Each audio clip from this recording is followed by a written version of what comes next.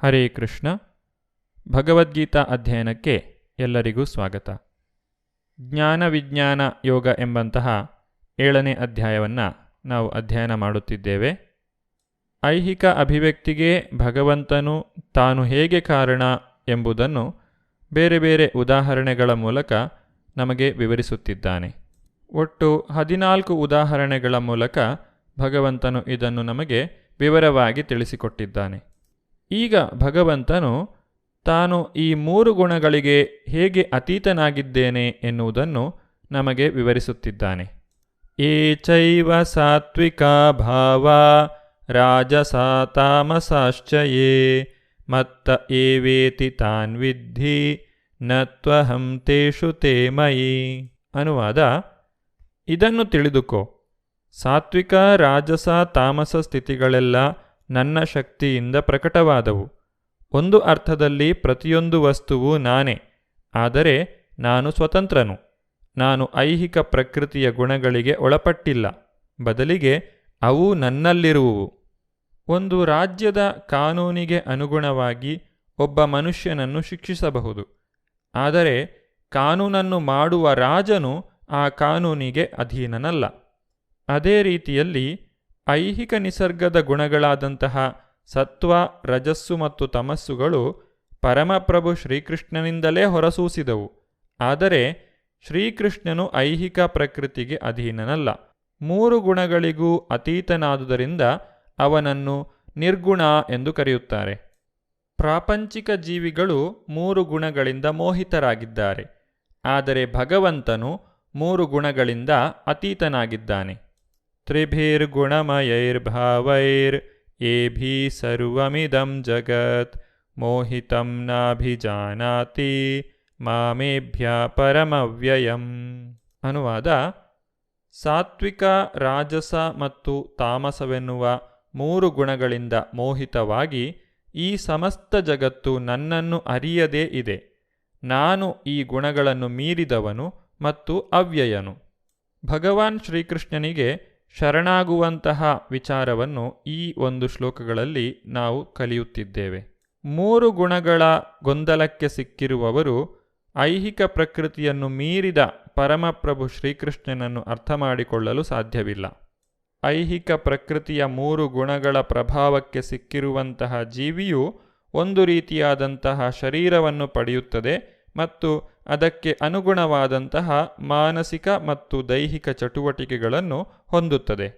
ಭಗವಂತನನ್ನು ಅರಿಯಬೇಕೆಂದರೆ ವ್ಯಕ್ತಿಯು ಈ 3 ಗುಣಗಳನ್ನು ಮೀರಿ ನಿಲ್ಲಬೇಕು.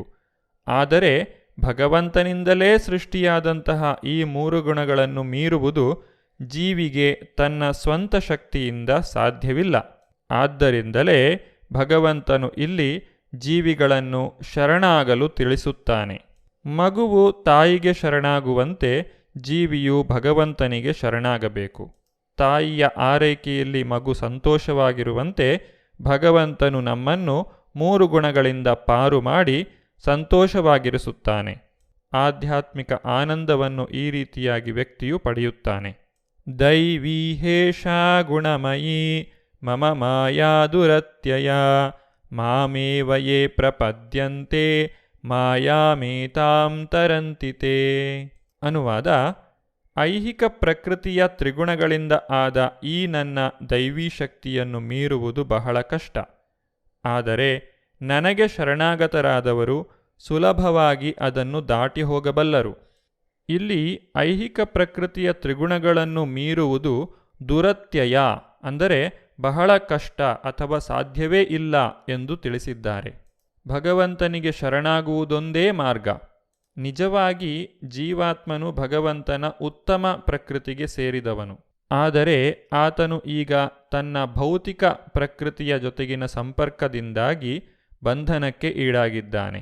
ಗುಣ ಎಂಬಂತಹ ಪದಕ್ಕೆ ಹಗ್ಗ ಎನ್ನುವಂತಹ ಅರ್ಥವೂ ಇದೆ. ಬದ್ಧಾತ್ಮನನ್ನು ಮಾಯೆಯ ಸೂತ್ರಗಳು ಬಲವಾಗಿ ಕಟ್ಟಿವೆ ಎಂದು ನಾವು ಇಲ್ಲಿ ಅರ್ಥ ಮಾಡಿಕೊಳ್ಳಬಹುದು. ಕೈಕಾಲುಗಳನ್ನು ಕಟ್ಟಿಹಾಕಿದ ಮನುಷ್ಯನು ತನ್ನನ್ನು ತಾನೇ ಬಿಡಿಸಿಕೊಳ್ಳಲಾರ. ಬಂಧನಕ್ಕೆ ಸಿಲುಕಿಲ್ಲದ ಯಾರಾದರೂ ಅವನಿಗೆ ನೆರವಾಗಬೇಕು. ತಾನೇ ಕಟ್ಟಿಹಾಕಲ್ಪಟ್ಟವನು ಕಟ್ಟಿಹಾಕಲ್ಪಟ್ಟ ಮತ್ತೊಬ್ಬನಿಗೆ ಸಹಾಯ ಮಾಡಲಾರ. ನೆರವಾಗುವವನು ಮುಕ್ತನಾಗಿರಬೇಕು. ಆದುದರಿಂದ ಶ್ರೀಕೃಷ್ಣ ಅಥವಾ ಅವನ ನಿಜ ಪ್ರತಿನಿಧಿಯಾದ ಗುರು ಬದ್ಧ ಆತ್ಮನನ್ನು ಬಿಡಿಸಬಲ್ಲರು. ಇಂತಹ ಶ್ರೇಷ್ಠ ಸಹಾಯವಿಲ್ಲದೆ ಐಹಿಕ ಪ್ರಕೃತಿಯ ಬಂಧನದಿಂದ ಮನುಷ್ಯನು ಬಿಡಿಸಿಕೊಳ್ಳಲಾರ. ಭಕ್ತಿ ಸೇವೆ ಅಥವಾ ಕೃಷ್ಣ ಪ್ರಜ್ಞೆಯು ಇಂತಹ ಬಿಡುಗಡೆಯನ್ನು ಪಡೆಯಲು ನೆರವಾಗುತ್ತದೆ. ಮಾಯಾಶಕ್ತಿಯ ಪ್ರಭುವಾದಂತಹ ಶ್ರೀಕೃಷ್ಣನು ದುಸ್ತರವಾದಂತಹ ಭೌತಿಕ ಶಕ್ತಿಗೆ ಬದ್ಧಾತ್ಮನನ್ನು ಬಿಟ್ಟು ಬಿಡುವಂತೆ ಆಜ್ಞಾಪಿಸಬಲ್ಲ. ನಿಜವಾಗಿ ಜೀವಾತ್ಮನು ಭಗವಂತನ ಪ್ರೀತಿಯ ಮಗು. ಶರಣಾಗತವಾದ ಆತ್ಮದ ವಿಷಯದಲ್ಲಿ ಅವನು ತನ್ನ ಕರುಣೆಯಿಂದ ಮತ್ತು ಪ್ರೀತಿ ವಾತ್ಸಲ್ಯದಿಂದ ಬಿಡುಗಡೆಗೆ ಅಪ್ಪಣೆ ಮಾಡುತ್ತಾನೆ. ಐಹಿಕ ಪ್ರಕೃತಿಯ ಕಠಿಣ ಮುಷ್ಟಿಯಿಂದ ಬಿಡುಗಡೆ ಹೊಂದಲು ಭಗವಂತನ ಪಾದಕಮಲಗಳಿಗೆ ಶರಣಾಗುವುದೊಂದೇ ಮಾರ್ಗ. ವ್ಯಕ್ತಿಯು ತಾನು ತ್ರಿಗುಣಗಳಿಂದ ಬಂಧಿತನಾಗಿದ್ದೇನೆ ಎಂದು ತಿಳಿದಿದ್ದರೂ ಕೆಲವರು ಭಗವಂತನಿಗೆ ಶರಣಾಗಲು ಒಪ್ಪುವುದಿಲ್ಲ. ಅಂತಹವರ ಕುರಿತಾಗಿ ಭಗವಂತನು ಇಲ್ಲಿ ತಿಳಿಸುತ್ತಿದ್ದಾನೆ. ಭಗವಂತನಿಗೆ ಶರಣಾಗದೇ ಇರುವವರಲ್ಲಿ 4 ವರ್ಗಗಳಿವೆ. ನಮಾಂ ದುಷ್ಕೃತಿನೋ ಮೂಢಾ ಪ್ರಪದ್ಯಂತೆ ನರಾಧಮ ಮಾಯಯಾ ಅಪಹೃತ ಜ್ಞಾನ ಆಸುರಂ ಭಾವಮಾಶ್ರಿತ. ಅತ್ಯಂತ ಮೂರ್ಖರು, ನರಾಧಮರು, ಮಾಯೆಯಿಂದ ಜ್ಞಾನ ನಷ್ಟವಾದವರು, ಆಸುರೀ ಸ್ವಭಾವದವರು, ಈ ಬಗೆಯ ದುಷ್ಟರು ನನಗೆ ಶರಣಾಗುವುದಿಲ್ಲ. ಭಗವಂತನೇ ಇಲ್ಲಿ ತಿಳಿಸಿರುವಂತೆ ನಾವು ಆತನಿಗೆ ಶರಣಾಗುವ ಮೂಲಕ ಈ ಐಹಿಕ ಪ್ರಕೃತಿಯ ಕಠಿಣ ನಿಯಮಗಳನ್ನು ನಿವಾರಿಸಿಕೊಳ್ಳಲು ಸಾಧ್ಯವಿದೆ. ಇಷ್ಟೆಲ್ಲ ತಿಳಿದಿದ್ದರೂ ಬಹಳಷ್ಟು ಜನ ಭಗವಂತನಿಗೆ ಶರಣಾಗುವುದಿಲ್ಲ. ಇಂತಹವರನ್ನು ಇಲ್ಲಿ ದುಷ್ಕೃತಿನ ಎಂದು ಕರೆದಿದ್ದಾರೆ. 4 ರೀತಿಯ ದುಷ್ಕೃತಿನಗಳಲ್ಲಿ ಮೊದಲನೆಯವರು ಮೂಢರು. ಇವರು ಹೊರೆಯನ್ನು ಸಾಗಿಸುವ ಪ್ರಾಣಿಗಳಂತೆ. ಆಧ್ಯಾತ್ಮಿಕ ಚಿಂತನೆಗೆ ಅವರಲ್ಲಿ ಸಮಯವಿಲ್ಲ. ಕತ್ತೆಯು ಇದಕ್ಕೊಂದು ಉತ್ತಮ ಉದಾಹರಣೆ. ಇವರು ತಮ್ಮ ಶ್ರಮದ ಫಲವನ್ನು ತಾವೇ ಸವಿಯಲು ಬಯಸುತ್ತಾರೆ. ಭಗವಂತನಿಗೆ ಏನನ್ನೂ ಅರ್ಪಿಸುವುದಿಲ್ಲ. 2ನೇ ವರ್ಗದ ದುಷ್ಕೃತಿನಗಳು ನರಾಧಮರು. ನರ ಎಂದರೆ ಮನುಷ್ಯ, ಅಧಮ ಎಂದರೆ ಅತ್ಯಂತ ಕೀಳುಮಟ್ಟದವನು. 84 ಲಕ್ಷ ಜೀವರಾಶಿಗಳಲ್ಲಿ 4 ಲಕ್ಷ ರೀತಿಯ ಮನುಷ್ಯರಿದ್ದಾರೆ. ಸಾಮಾಜಿಕವಾಗಿ ಬೆಳೆದಿದ್ದರೂ ಧಾರ್ಮಿಕ ತತ್ವಗಳು ಇಲ್ಲದೇ ಇರುವವರನ್ನು ನರಾಧಮರು ಎಂದು ಕರೆಯುತ್ತಾರೆ. ಧಾರ್ಮಿಕ ತತ್ವಗಳನ್ನು ಅನುಸರಿಸುವ ಉದ್ದೇಶವೇ ಭಗವಂತನನ್ನು ಮತ್ತು ಅವನ ಜೊತೆಗೆ ನಮಗಿರುವಂತಹ ಸಂಬಂಧವನ್ನು ತಿಳಿದುಕೊಳ್ಳುವಂತಹ ಉದ್ದೇಶಕ್ಕಾಗಿ.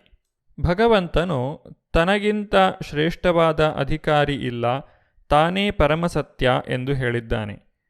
ಪರಮಸತ್ಯದೊಡನೆ ತನ್ನ ನಿತ್ಯ ಬಾಂಧವ್ಯದ ಪ್ರಜ್ಞೆಯನ್ನು ಮನುಷ್ಯನು ಕಳೆದುಕೊಂಡಿದ್ದಾನೆ. ನಾಗರಿಕ ಮಾನವ ಜೀವನದ ಗುರಿಯು ಕಳೆದುಕೊಂಡ ಈ ಪ್ರಜ್ಞೆಯ ಪುನಶ್ಚೇತನ. ಮಕ್ಕಳಲ್ಲಿ ಸುಪ್ತವಾಗಿರುವ ದೈವಿಕ ಪ್ರಜ್ಞೆಯನ್ನು ಪುನಶ್ಚೇತನಗೊಳಿಸುವುದು ಅವರ ಪೋಷಕರ ಕರ್ತವ್ಯ. 3ನೇ ವಿಧದ ದುಷ್ಕೃತಿಗಳನ್ನು ಮಾಯೆಯ ಅಪಹೃತ ಜ್ಞಾನ ಎಂದು ಕರೆಯುತ್ತಾರೆ. ಇವರ ವಿದ್ವತ್ತು ಮಾಯೆಯ ಐಹಿಕ ಶಕ್ತಿಯ ಪ್ರಭಾವದಿಂದ ನಿಷ್ಫಲವಾಗಿರುತ್ತದೆ. ತಾವು ಪಡೆದಂತಹ ಭೌತಿಕವಾದಂತಹ ಜ್ಞಾನದಿಂದ ದೇವರೇ ಇಲ್ಲ ಎಂದು ಅವರು ವಾದಿಸುತ್ತಾರೆ. ಇಂತಹವರು ಭಗವಂತನಿಗೆ ಶರಣಾಗಲು ಸಾಧ್ಯವಿಲ್ಲ. 4ನೇ ರೀತಿಯ ದುಷ್ಕೃತಿಗಳು ಆಸುರೀ ಭಾವಮಾಶ್ರಿತ. ಇವರು ಬಹಿರಂಗವಾಗಿಯೇ ನಾಸ್ತಿಕರು. ಇಂತಹವರು ಭಗವಂತನ ಪಾದಕಮಲಗಳಿಗೆ ಶರಣಾಗಲು ಸಾಧ್ಯವಿಲ್ಲ. ಈ ರೀತಿಯಾಗಿ ಅತ್ಯಂತ ಮೂಢರಾದವರು, ನರಾಧಮರು, ಭ್ರಮಿತರಾದ ಊಹಾತ್ಮಕ ಚಿಂತಕರು ಮತ್ತು ಬಹಿರಂಗ ನಾಸ್ತಿಕರು ಇವರು ಭಗವಂತನಿಗೆ ಶರಣಾಗಲು ಸಾಧ್ಯವಿಲ್ಲ. ಈ 4 ವರ್ಗದ ಜನರ ಸ್ವಭಾವವನ್ನು ನಾವು ಬೆಳೆಸಿಕೊಳ್ಳಬಾರದು. ಇದೆಲ್ಲವನ್ನೂ ತಿಳಿದ ನಂತರ ನಾವು ಭಗವಂತನಿಗೆ ಯಾವ ರೀತಿಯಾಗಿ ಶರಣಾಗಬೇಕು ಎನ್ನುವುದನ್ನು ಅರ್ಥ ಮಾಡಿಕೊಳ್ಳಬಹುದು. 4 ವಿಧವಾದಂತಹ ಜನರು ಭಗವಂತನಿಗೆ ಶರಣಾಗುವುದಿಲ್ಲ. ಅದೇ ರೀತಿ 4 ವಿಧವಾದಂತಹ ಜನರು ಭಗವಂತನಿಗೆ ಶರಣಾಗುತ್ತಾರೆ. ಇದನ್ನು ಭಗವಂತನು ಮುಂದಿನ ಶ್ಲೋಕದಲ್ಲಿ ವಿವರಿಸುತ್ತಿದ್ದಾನೆ. ಬಹಳ ಕಷ್ಟದಲ್ಲಿರುವವನು, ಹಣದ ಅವಶ್ಯಕತೆ ಇರುವವನು, ಆಧ್ಯಾತ್ಮಿಕ ಜೀವನದ ಕುರಿತಾಗಿ ಕುತೂಹಲವನ್ನು ಹೊಂದಿರುವವನು ಮತ್ತು ಭಗವಂತನ ಕುರಿತಾಗಿ ಜ್ಞಾನವನ್ನು ಹೊಂದಿರುವವನು ಭಗವಂತನಿಗೆ ಶರಣಾಗುತ್ತಾನೆ. ಇಂತಹವರನ್ನು ಸುಕೃತಿನಃ ಎಂದು ಕರೆಯುತ್ತಾರೆ. ಈ ಸುಕೃತಿನಃ ಎಂಬಂತಹ ಜನರ ಬಗ್ಗೆ ನಾವು ಮುಂದಿನ ಸಂಚಿಕೆಯಲ್ಲಿ ತಿಳಿದುಕೊಳ್ಳೋಣ. ಧನ್ಯವಾದಗಳು. ಹರೇ ಕೃಷ್ಣ.